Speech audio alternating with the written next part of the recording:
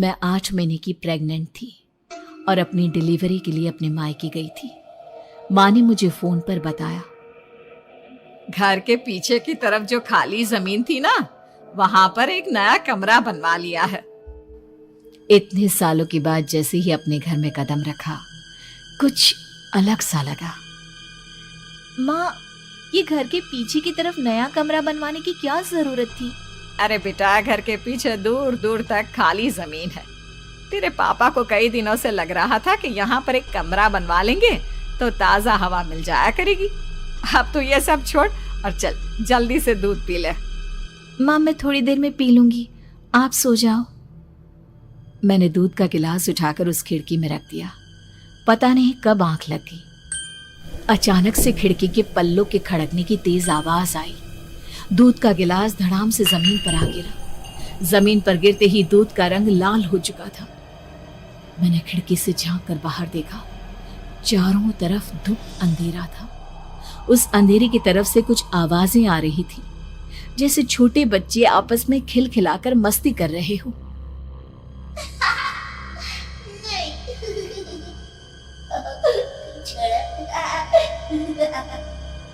इतनी रात को इतने घनघोर अंधेरे में बच्चों की आवाज कैसे आ रही है? घड़ी में वक्त देखा तो ठीक 12 बजे थे। देखकर मैं सन्न रह गई। बुरी आत्माओं और भूतों की कई कहानियां मैं सुन चुकी थी। वक्त भी कुछ ऐसा ही था। ऊपर से मैं प्रेग्नेंट। सुना था कि ऐसे वक्त में अक्सर बुरी आत्माएं औरतों का पीछा करती है, तो क्या मेरे पीछे भी? पसीने से तरबतर बड़ी मुश्किल से, जैसे कांपते हाथों से मैंने उस खिड़की को बंद किया। जल्दी से जल्दी उस कमरे से बाहर निकलकर माँ के पास जाने के बारे में सोचा, लेकिन जैसे ही दरवाजे की तरफ पलटी, लगा कोई साया हवा की स्पीड से दरवाजे के सामने से गुजर गया। मेरे गले में अटक कर रह गई। मैं जोर से चीख कर माँ को बुलाना चाहती थी, लेकिन वो आवाज खुद मेरे कानों तक नहीं पहुंच पा रही थी। तो माँ तक कैसे पहुंचती?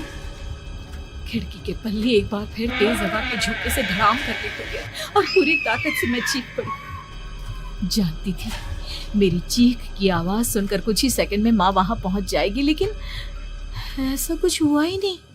मेरा कलेजा डर के मारे फटा जा रहा था। आखिर माँ ने मेरी आवाज क्यों नहीं सुनी? इतनी गहरी नींद में तो माँ कभी नहीं सोती। ठीक पीछे खुली हुई वो खिड़की। मुझ में इतनी ताकत नहीं बची थी कि मैं पलटकर उस तरफ देख भी सकूं। हवा का एक सनसनाता हुआ झोंका उसी वक्त मेरे कानों से आकर टकराया। लगा जैसे किसी ने दबी हुई आवाज में धीरे से मुझसे कहा, चली जाओ यहाँ से। मैंने दोनों हाथ अपने कानों पर रख लिए और एक बार फिर ताकत लगाकर जोर से चीखने की कोशिश की। माँ! पापा! मेरी आवाज उस कमरे की दीवारों से टकराकर वापस मुझे ही सुनाई दे रही थी। जितनी ताकत के साथ मैंने चीखने की कोशिश की थी, कुछ ही देर बाद उससे कहीं ज्यादा तेज और दर्दनाक चीख मुझे सुनाई देने लगी। ये आवाज ठीक मेरे पीछे खिड़की से आ रही थी। वो आवाज मेरे कानों में पिघलते हुए लोहे की तरह गिर रही थी। उन आवाजों में हैवानियत थी। वो आवाजें किसी इंसान की नहीं है, इतना मैं समझ चुकी थी। कांप रहे हाथों से मैंने अंधेरे में कुछ ढूंढने की कोशिश की। तभी अचानक मेरा हाथ बेड पर रखी टॉर्च पर पड़ा। किसी तरह ताकत लगाकर टॉर्च का बटन ऑन किया, लेकिन ये क्या? सामने दरवाजे पर 3 छोटी लड़कियां खड़ी हुई थी। उनके हाथ में स्टील के चमचमाते हुए चाकू थे। मैं घबराकर लड़खड़ाई और पीछे की तरफ हटी, लेकिन तब तक वो मेरे पास आ चुकी थी। उनकी गर्दन टेढ़ी थी और उनके हाथों के वो चाकू मेरे पेट को निशाना बनाने को तैयार। मैं जोर से चीखी, नहीं, छोड़ दो मेरे बच्चे को, मत मारो, मत मारो, छोड़ दो मेरे बच्चे को। सोनाली, क्या हुआ बेटा? तू इतनी डरी हुई क्यों है? उठ बेटा, क्या हुआ? हड़बड़ाकर मैंने अपनी आंखें खोली। देखा तो दिन निकल आया था। माँ मुझे जगा रही थी। मेरा चेहरा पूरा पसीने से लथपथ था। क्या हुआ बेटा, तुमने कोई बुरा सपना देखा क्या? मैं अभी तक अपने पूरे होश में नहीं थी। वो मेरे बच्चे को मार देगी माँ। वो लड़की मेरे बच्चे को। मैंने घबराकर अपने पेट को छुआ। सब कुछ ठीक था।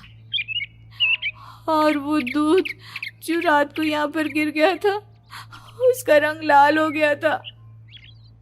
माँ ने हंसते हुए दूध का गिलास मुझे दिखाया। तुमने दूध पिया ही नहीं, पूरा का पूरा ऐसे ही रखा हुआ है। तुमसे कहा था ना सोनाली, सेहत के लिए लापरवाही ठीक नहीं बेटा। लेकिन मैंने तो सब कुछ अपनी खुली आंखों से देखा था। ये सपना कैसे हो सकता है?